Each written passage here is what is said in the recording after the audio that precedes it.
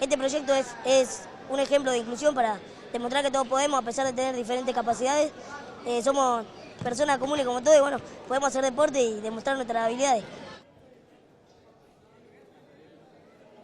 Bueno, y también con mi compañero Jonathan Mato tuve la posibilidad de conocer a Leo Messi en la cancha de Huracán, cuando entrenaron ahí en la cancha. Y bueno, no, la verdad que estamos muy contentos. Le conté sobre el proyecto y me dijo que había escuchado hablar sobre nosotros, así que para que llegue al oído de Messi es porque se está difundiendo muy bien.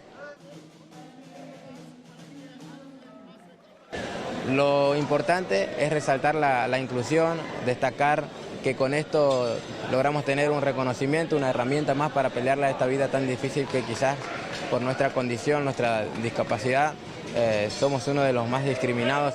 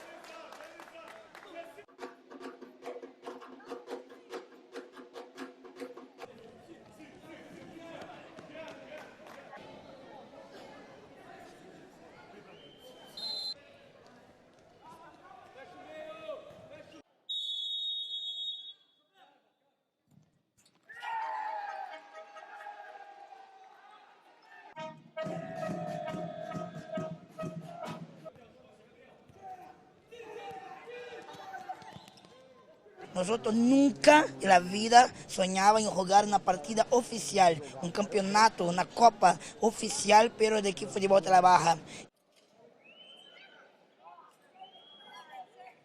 Todavía no somos reconocidos por un esporte paralímpico, pero creo sí que en breve estaremos en una Paralimpiada con el esporte de fútbol de trabaja.